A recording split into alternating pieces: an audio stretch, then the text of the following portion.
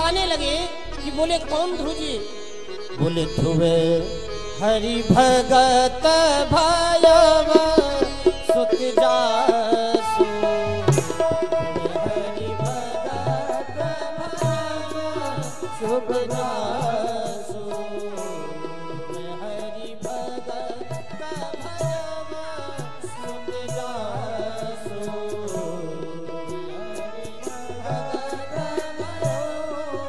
सुत जासु।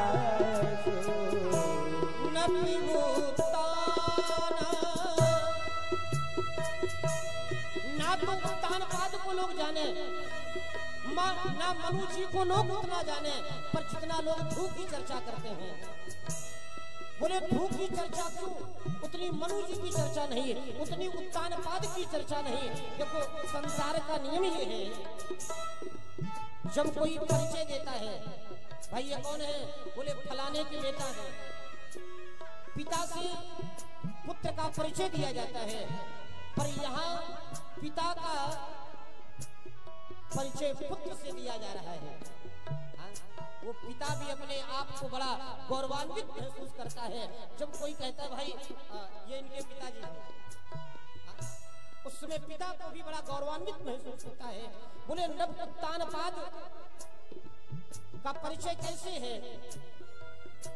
ध्रुव हरि भगत भजब सुत जासु, भजब सुत जासु, भजब सुत जासु, नव उत्तान पाद सुत जासु, नव उत्तान। ध्रुव जी का परिचय दिया जा रहा है। प्रदो उत्तान पादो सतरूपा पते सुतो, वासुदेवस्य कलया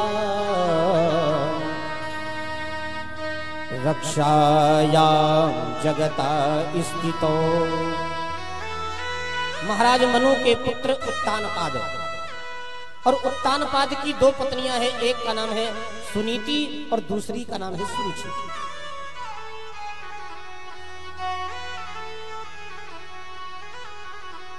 एक नीति है और दूसरे रुचि है। ये उत्तानपाद कौन है? उत्तानपाद सा उत्तानपाद है,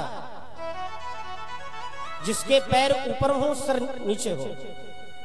और संभवतः हम आप जब सब मां के गर्भ में होते हैं तो यही स्थिति होती है। तो संतों ने कहा कि इस जीव को ही उत्तानपाद कहा गया।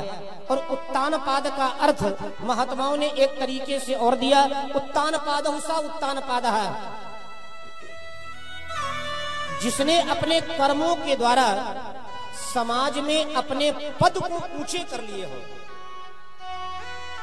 जिसने अपना पद आगे बढ़ा लिया हो, वही है उत्तानपाद।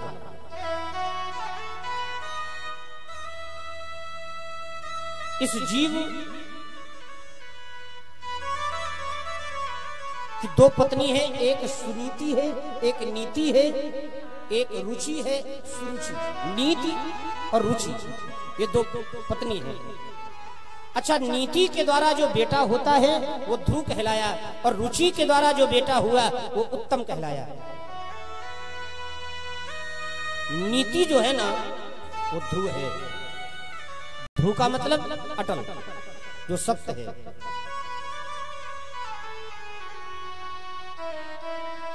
रुचि उत्तम तो है, पर नीति की तरह ध्रुव नहीं। हमारी रुचि क्या कहती है? 10 बजे तक बिस्तर में लेटे रहो, बड़ा आनंद आ रहा है। 10 बजे तक बिस्तर में लेटे रहना ये क्या है? ये रुचि है, बड़ा अच्छा लग रहा है।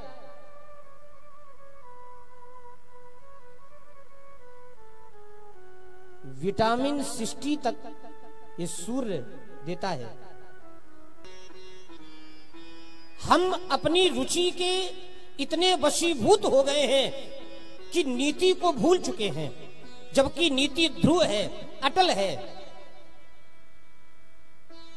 हम अपनी रुचि के चक्कर में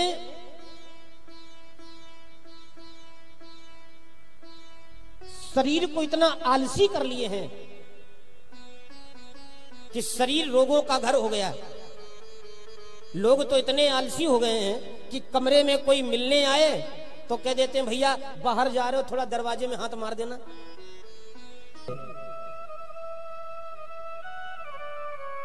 नीति के जो बेटा होता है वो ध्रुव है, नीति अटल है, रुचि उत्तम है।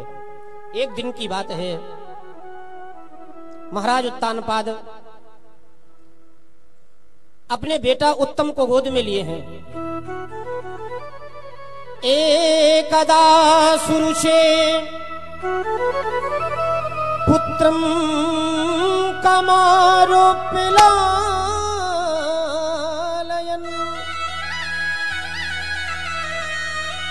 उत्तमं नारिरुक्षन्तम् ध्रुवं राजा नंदत। महाराज उत्तानपाद अपने बेटा उत्तम को गोद में खिला रहे थे, पर उसी समय ध्रुव जी का आगमन हो गया।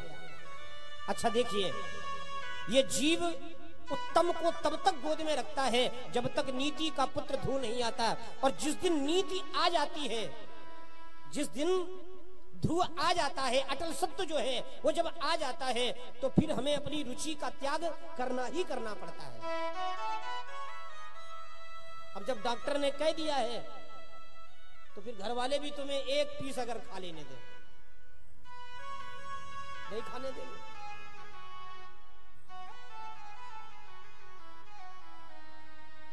उत्तम को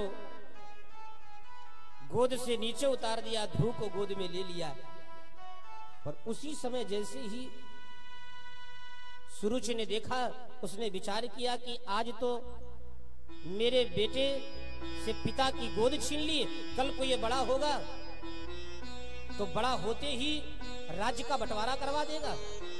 और उसी समय सुरुचि ने किया क्या, ध्रुव का हाथ पकड़ा, हाथ पकड़ करके घसीट करके नीचे उतार लिया और कहा सुनो, इस गोद पे अगर बैठना चाहते हो तो जाकर के परमात्मा से कहो कि मुझे अगला जन्म सुनीति के गर्भ से नहीं, सुरुच के गर्भ से दे।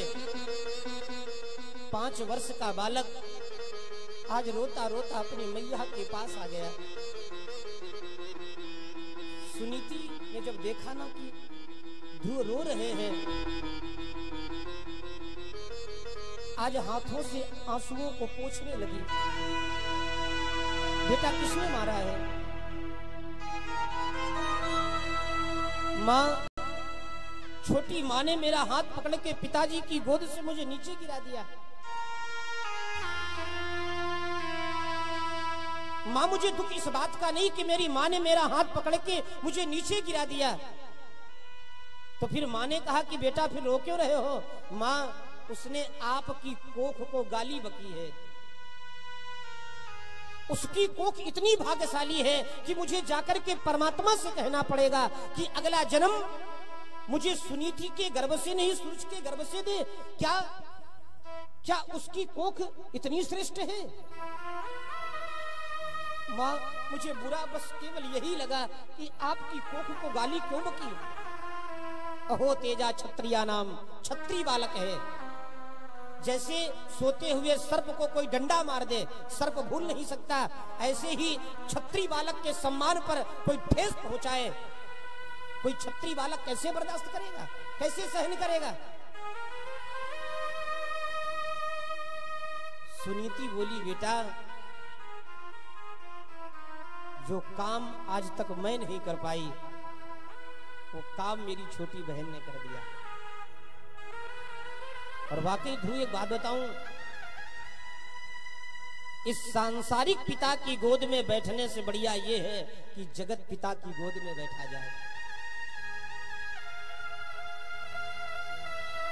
जानते हो माताओं,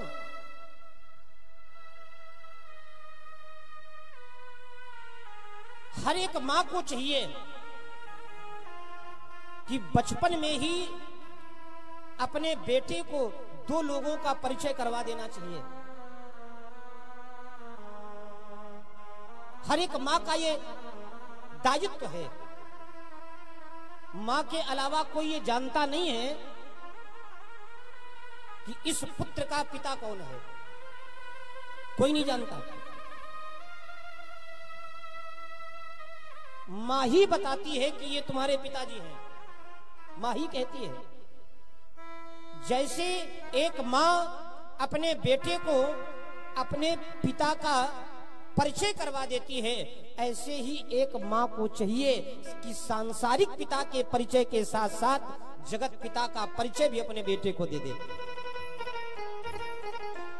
और जब तक एक मां दो पिता का परिचय नहीं देती, एक जगत पिता का और दूसरे सांसारिक पिता का, सच्चे अर्थों में वो मां कहलाने के योग्य नहीं है। नतरु बांझ भली बांध बियानी, जिस मां ने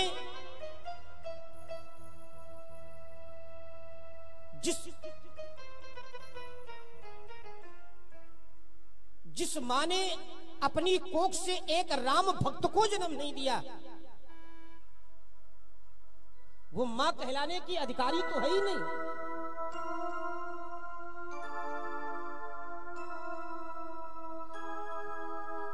वो मां कहलाने की अधिकारी नहीं है।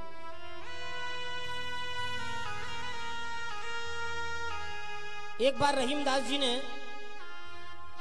गोस्वामी जी से पूछा, ये 9 महीने भोजन का त्याग कर देती हैं, बच्चे की लातें भी सहती हैं, डॉक्टर भी कहते हैं कि 7 हड्डी एक साथ टूटे, जितना दर्द उस समय होता है ना, उतना ही दर्द एक स्त्री को तब होता है जब वो किसी संतान को जन्म दे रही होती है। तुम्हारा भोजन भी छूट गया, तुम्हारा सुख भी छूट गया, तुम्हारी सुंदरता भी चली गई, तुमने इतना दर्द सहा, आखिरकार क्यों? क्यों? तो जानते हो, एक मां केवल एक ही बात का विचार करती है, राम भरत अरु लक्ष्मण और जन्मे हनुमंत। शायद हमारी कोख से कोई राम जैसा बेटा हो जाए, शायद हमारी कोख से कोई एक भरत जैसा बेटा हो जाए, शायद हमारी कोख से एक कोई हनुमान जैसा बेटा हो जाए, जिससे मां की कोख धन्य हो जाए, मां की कोख धन्य हो जाए। हाँ, आपको बताऊं, जब एक कोई वीर सैनिक हंसते मुस्कुराते हुए सीमा पे लड़ता है ना, उसे वीर गति भी अगर सीमा पे प्राप्त हो जाए, और जब उस वीर सैनिक का शरीर गांव में आता है ना, तो गांव के लोगों में आंखों में आंसू नहीं होते, एक गर्व होता है। आज हमारे बीच का कोई बालक आज भारत माता की रक्षा करते करते आज अपने शरीर का बलिदान किए हैं। वो माँ भी रोती नहीं है, माँ भी अपने आप को गौरवान्वित महसूस करती है। आप छत्रायणी हो, आप भारत की वो नारी हो जहां झांसी वाली रानी साधारण नहीं हो। आप अपने बेटे को राम जैसा बनाने का प्रयास करिए। आप अपने बेटे को महाराणा प्रताप जैसा बनाने का प्रयास करिए। जितने भी महापुरुष हुए हैं ना, उनका जीवन चरित्र उठा के देखिएगा, उनको बनाने में कहीं ना कहीं मां का हाथ हुआ। वो माताएं अपने बच्चों को वीरों की कहानियां सुनाती थी, और आजकल माता जी को खुद ही वीरों की कहानियां नहीं आ रही हैं। क्या सुनाएंगी आप?